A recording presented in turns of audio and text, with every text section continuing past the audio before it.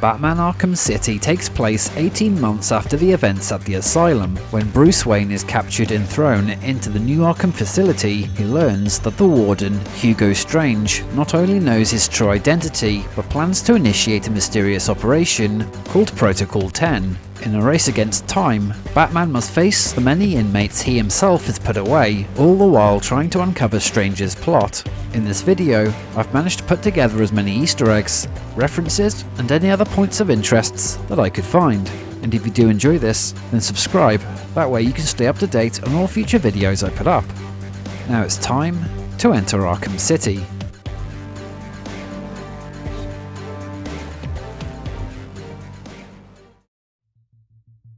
Not all super criminals will have a part to play in the main story, but many do appear in some form or another in Arkham City. At the start of the game, when Bruce is being processed, there are two such villains encountered.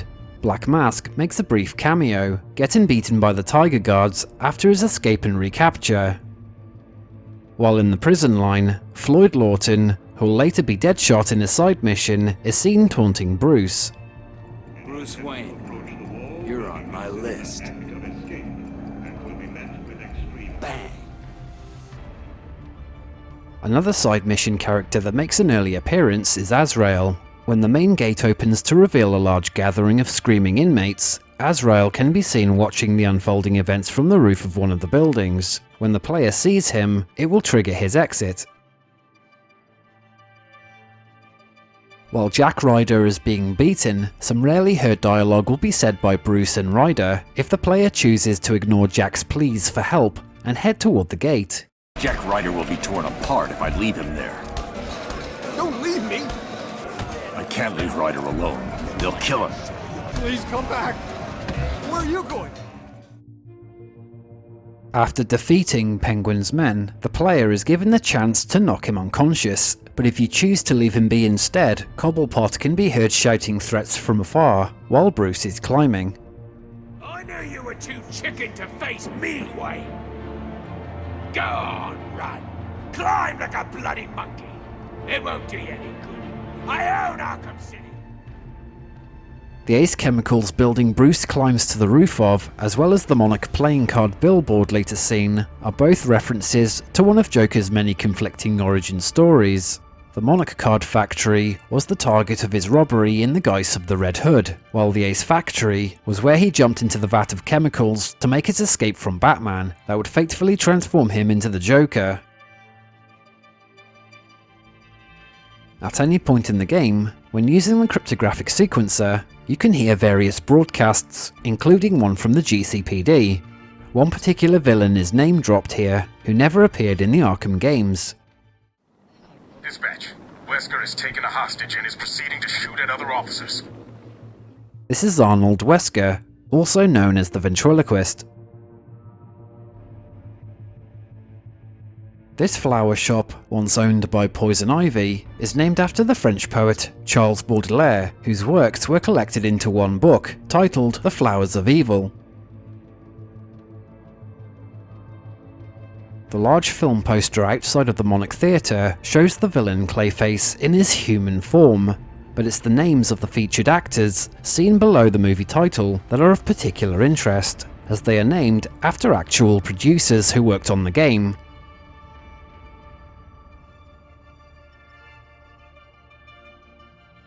Down one of the alleyways within Park Row is a place called the Stacked Deck, which is a reference to the animated series. It's a bar often visited by Gotham criminals, and was created by the series writer Paul Dini, the same man who wrote the story for Arkham City. There are two locations in Park Row that have large cat heads displayed.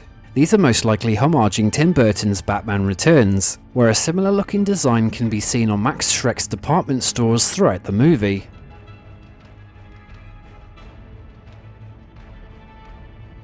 In various locations, there are billboards advertising Mercy Island water. This refers to the DC character Eric Mercy, a rich businessman who, according to comic lore, once built a Gothic mansion for himself and his family on the island that was eventually turned into a new Arkham Asylum. If Batman visits the alley where Bruce's parents were murdered, a unique thing can happen. By standing near the chalk outline and the red rose, Batman will be prompted to pay his respects while the camera pans around him and mournful music is playing.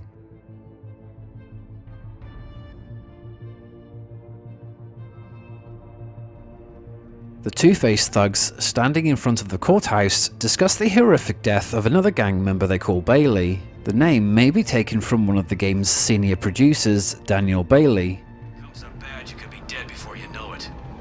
Just like Bailey. Yeah, just like Bailey. Two-Face put him on a big-ass industrial saw and cut him clean in half. There are a few things that can happen when Batman encounters Calendar Man in his cell beneath the courthouse. By setting the game console's date to each of the 12 major holidays of the year, not only will the calendar on the wall show that particular month scribbled out, but Calendar Man will reminisce about the crimes he committed as well. E is for her eyes, swiftly dimming. R means rot, and soon rotting she will be. Put them all together, they spell mother. A word that means a corpse to me. And if the date is set on December 13th, 2004, there will be a special dialogue heard, as the date is when Rocksteady Studios was founded. Days were the secret, Batman, and the end of days is coming. I was there at your beginning, and I will be there at your end. After all the stories have been heard, on Batman's next return to the cells, the villain has escaped.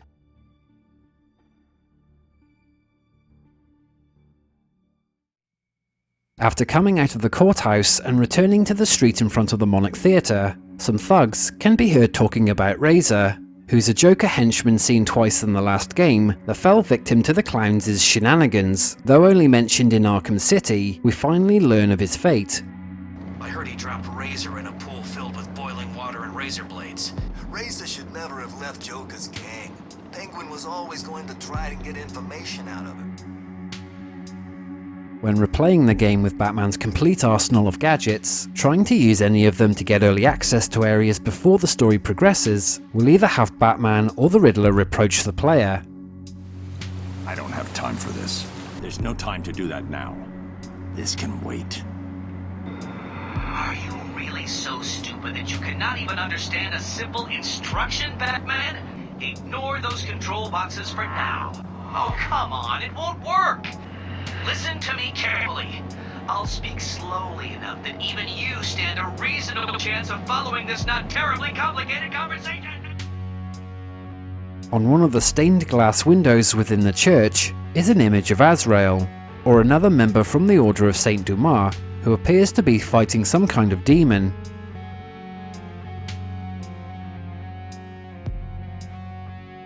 After rescuing the medical staff, you can find a man lying on a gurney nearby, with bandages wrapped around his face and clutching a box for human organs.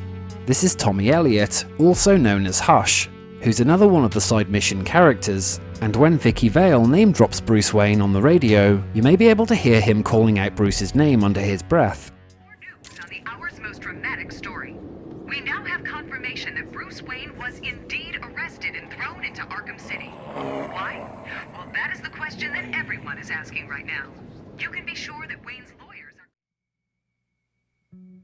If the player chooses to remain inside the church steeple after the bomb's timer reaches 0, Joker will delay it from going off to give Batman a chance to jump out of the window. This is a clue that Joker currently needs Batman alive to help cure his Titan poisoning. So if Batman actually died in the explosion, it would have only been an accidental killing. Now get out of there now, or you'll ruin everything. Around Arkham City, there are references to a couple of Batman's allies. The green neon signs show the Black Canary, who's often fighting crime alongside Batman or the Green Arrow. And on one of the flooded buildings in the amusement mile is a medical clinic sign revealing the name of Dr. Leslie Tompkins, who was a close friend to the Wayne family.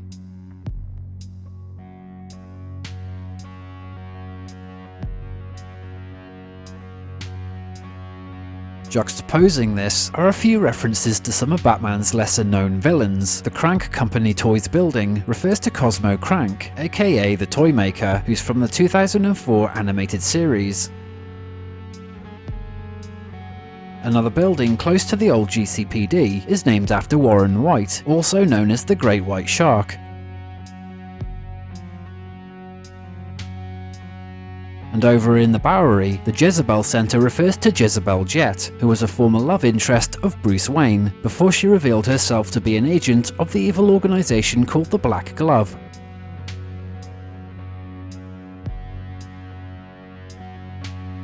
Now this isn't an Easter egg, and I rarely cover glitches in these videos, but there is an interesting thing to try out that's possible to do if you're positioned in the right place with the freeze blast acquired. By perching Batman on the corner of a railing or a billboard and rapidly tapping the quick fire button, Batman will start to levitate.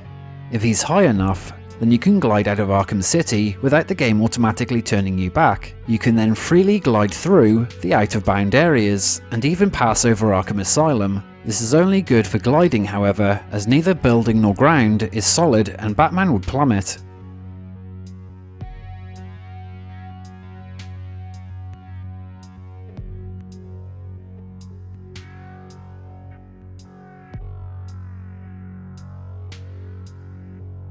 Another homage to a Batman villain can be found within the GCPD. On a closer look on one of the walls, there's an Arkham medical examination record for Prometheus.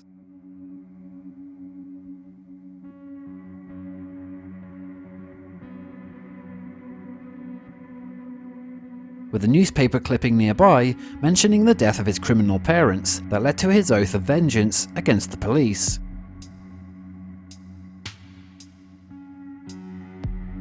At the front of Sal Maroni's Italian restaurant is a notice showing the date that the place closed down after his men were killed by their rivals.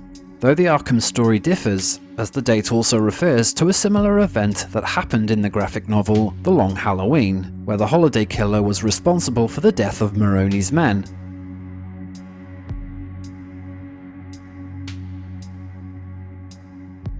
After Batman rescues the first undercover cop, he identifies himself as part of Gordon's team by giving the code word Sarah. This is a reference to Sarah Essen, who became the second wife to Jim Gordon. The code. Now. It's Sarah. He said to tell you the code is Sarah. You're safe, officer.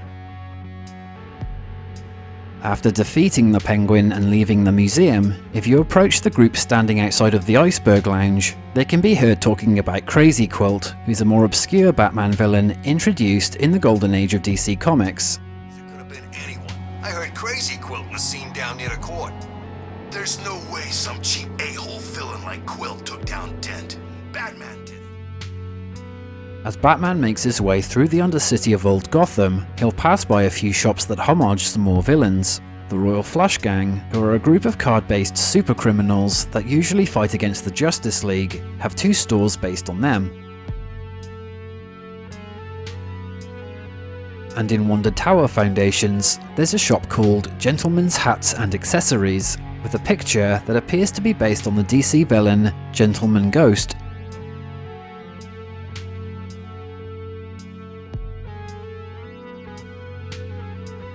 Most of the other stores around Wonder Tower are named after Rocksteady developers.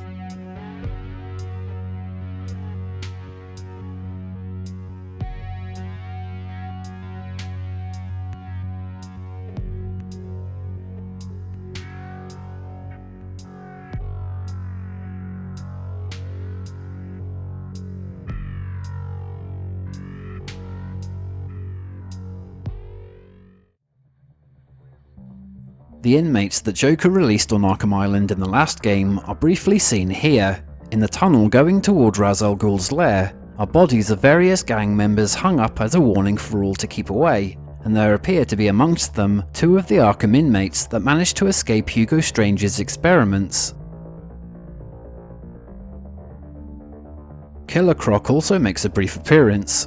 After defeating Ra's al Ghul and heading through the subway maintenance area, you'll find the way blocked, but by throwing a remote control batarang through the bars of a nearby alcove to hit this red button, Croc will burst through the wall. As a side note, on one of the extra Riddler challenge maps, Croc appears as a VIP in the Iceberg Lounge, watching Batman fighting while smoking a cigar.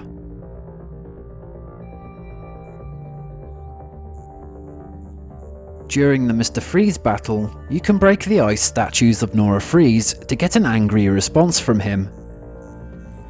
That was not wise, Batman. No, you will suffer that. No!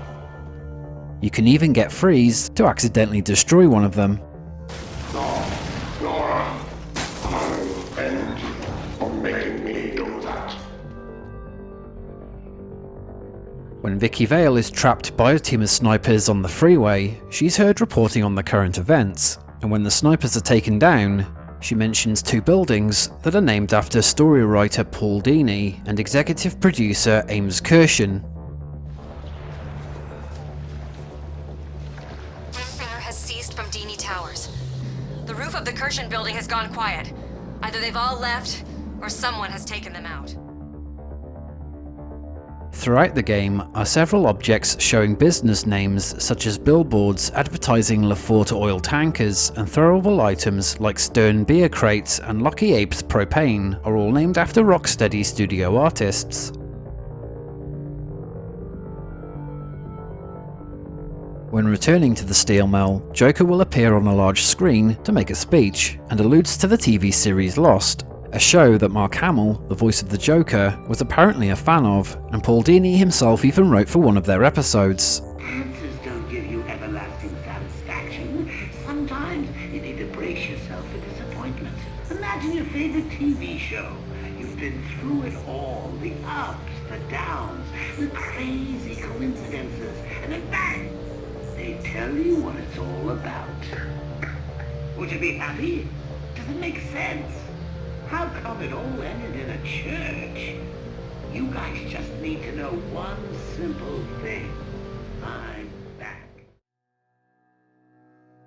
Further into the steel mill are two Joker thugs who are torturing a Two-Face gang member. The player is given a moral choice of leaving the thug hung up or to save him. If you choose to help him, and then wait around long enough instead of progressing through the steel mill, the Two-Face thug will eventually regain his composure and attack Batman.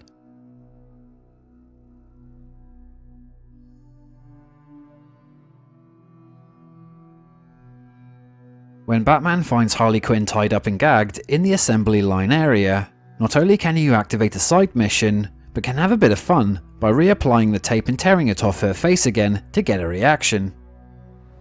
What are you? Stop that! Don't you dare! What? Did you have fun beating up a defenseless girl? What are you? If you don't stop doing that, I'm gonna tell Mr. J, and he's gonna be mad! That's it! If you're gonna keep doing that, then I'm not talking anymore! In the manager's office during the main game, an interesting piece of item can be found on the floor next to Harley's old asylum uniform. On a closer look, it appears to be a pregnancy test kit that reads positive, suggesting Harley's going to have Joker's baby. However, in the Harley Quinn's Revenge DLC, there are more pregnancy tests that now all read negative, and the box in the baby cot shows a disclaimer.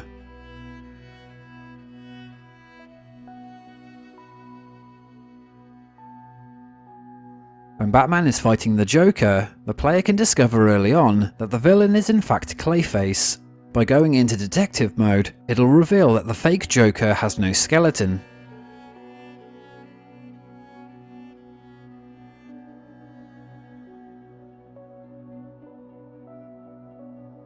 When Protocol 10 is finally activated, the Tiger helicopters begin their massacre of everyone living within the prison facility. However, by going to either entrances leading into the underground, you will find the way blocked off by surviving gang members, hiding away from the onslaught. During the final battle against Clayface, the real Joker watches the fight from a balcony. If you try to throw a batarang at him, Joker will react to it by ducking out of the way.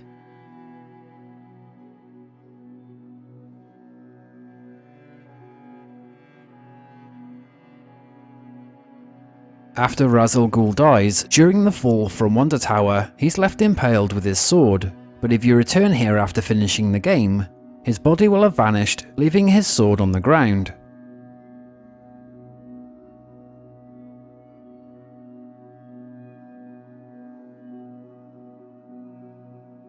Onto the side missions. During Azrael's appearances, he can be seen from afar to be only watching and waiting for Batman to approach him, but there is one thing he does do if the player decides to attack him. By throwing a remote control Batarang at Azrael, he will catch it. When Batman reaches the church and views Azrael's message on the wall, you'll find within the circles a few words in English. It's difficult to make out what the message says entirely, but a part of it reads, "Well, thank you. To tell you the truth, it's a sacrifice. I was close to giving up many times, and nearly broke up with Amanda over it as well." Whether it's a hidden message by Azrael, or a joke by Rocksteady, we'll never know.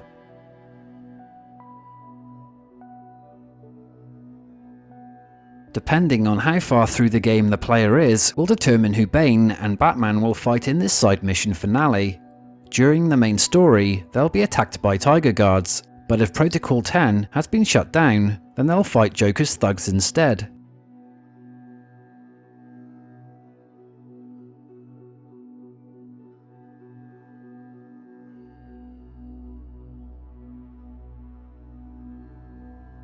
There are a few things of interest to see while collecting Mr. Freeze's gadget upgrade in the boiler room of the steel mill. There's a giant yellow duck that may be based on the one that Penguin rode in Batman Returns. And nearby is Joker's box of tricks that have more familiar looking items. The fish is a reference to the animated series episode The Laughing Fish.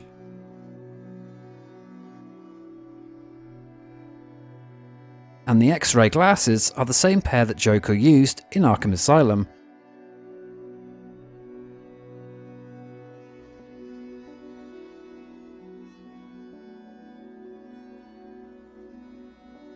Two interior locations that are only accessible later during the side missions are both occupied by henchmen that Batman can frighten by simply going up to the door and knocking on them. Yeah, what are you? Oh, God. There's nothing to see in here. You should go away.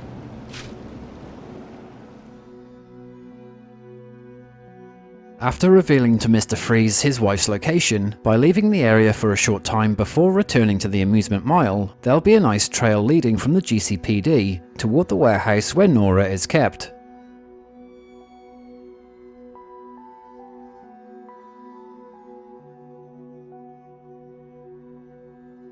When Batman starts hallucinating that a cure has been made and delivered to him on a rooftop, it's revealed moments later that the Mad Hatter had tricked him. But after the side mission is over, if you return to the same roof, you'll find what was really there the whole time. Instead of the container with the cure, it was only a picnic with teacups and a plate full of biscuits.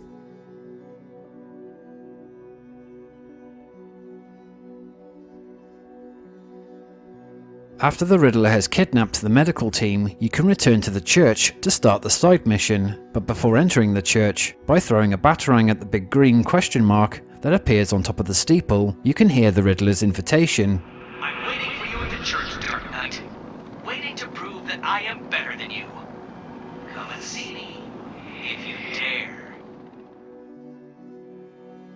In various Riddler locations, there are writings on the wall. These are all quotes that he said in the previous game. Hi diddle diddle, time for a riddle. Can you defeat a mind such as mine? Are you up to the challenge? In the room with the Riddler's third victim, there is something hidden out of sight. By going to the back of the area, you'll find canisters of Scarecrow's fear toxin. They may be only reused assets from the last game, but it's interesting the developers placed it here like it's a possible warning of the Scarecrow's looming threat.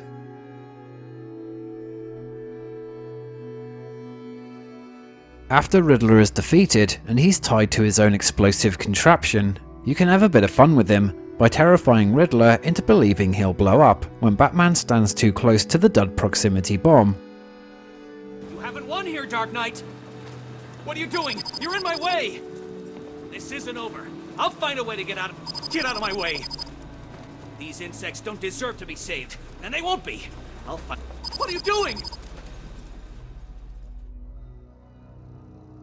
At the start of episode 1 of Catwoman's DLC, the cutscene starts with a shot of a painting showing Cain and Abel, the duality of man. In the picture, Cain is carrying his murdered brother Abel, and the scene at the end of the main game has a similar imagery of Batman carrying a dead Joker.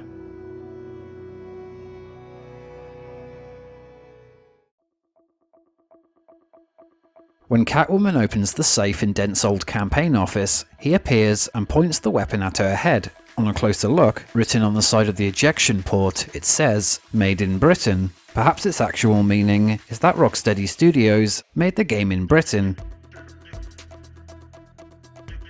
In the final part of episode 4, inside the museum, Two-Face can be heard shouting orders to his men, and at one point, he delivers a line similar to Jack Nicholson's Joker. Both want her dead. The first one who finds her gets to be my right-hand guy. You are my number one guy. Every playable character has a repertoire of flashy fighting moves, and as cool as many are to see, they can move a bit too fast to really pick up every little detail. There's one move that Catwoman does in her counterattack that is difficult to notice, but when the video is slowed down, you can see that as the enemy is stopped from hitting her from behind, Catwoman applies a kiss to their lips before knocking them down to the ground.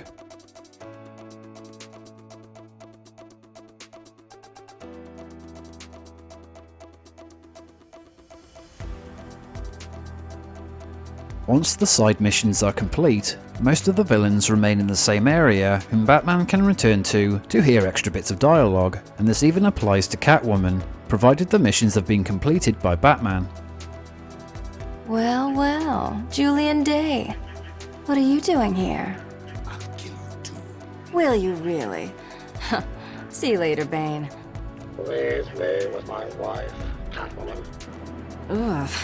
No way am I going in there. Of all the people in Arkham City, Mr. Zsasz gives me the creeps.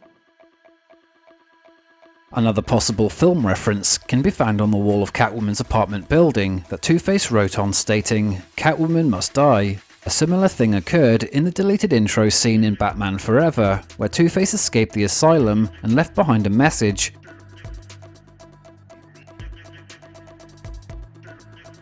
In the Harley Quinn's Revenge DLC, there are a couple of references to Superman lore. The posters showing Cadmus Labs, which is a scientific research centre, is located outside of Metropolis. And at the end of Robin's segment, if you hold back from fighting for a moment and listen to Harley's men, one of them will mention Toyman, who uses toy-based gimmicks in his crimes. When Batman's dead, that thing's mine. Figure Mad Hatter or, hell, I don't know, the Toy Man would pay good money for it. Within the steel mill, there are 2 Harley Quinn statues that you can activate to hear her in mourning. Repeat this several times, and she'll get more annoyed. Leave me alone. Do you hear? Leave me alone. Hey, dumbass. Yeah, you. I want to be left alone. I'm working on a plan, and I need to make sure that it's the best plan in the world, and I can't do it with you bothering me. Are you guys just plain stupid? I said do not disturb. Now you've made my list. It's a long list of all the people who pissed off me and Mr. J. In the segment where Batman has to track down the missing cop through the industrial district, the name of the officer shown on the scanner is Tony Wicker, who's named after the Rocksteady game designer.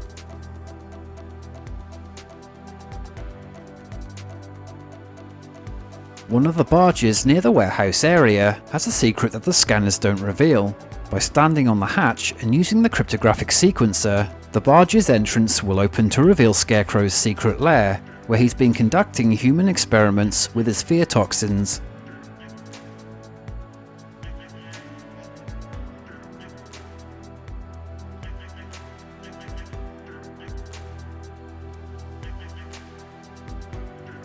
And speaking of the cryptographic sequencer and the Scarecrow, by using the device, you can discover 3 secret messages found on different broadcasts. They are a series of numbers being said before a chime is heard to denote the message's end. Then it starts over. By using various methods to decipher the numbers, the messages read out as, "I will return Batman. You will pay for what you have done to me, and fear will tear Gotham to shreds."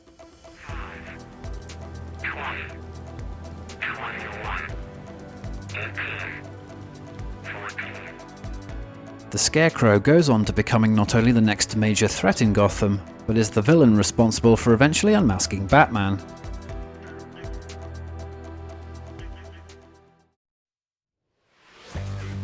Hey everyone, thanks for watching the video and I hope you enjoyed it. If this does well enough, I could do Arkham Origins for my next video. And I'm even looking into doing a new video series. If you liked the monsters analysis videos, then I could do one based around locations. Maybe starting off with either Silent Hill, Resident Evil, MGS, or even the original Tomb Raider games.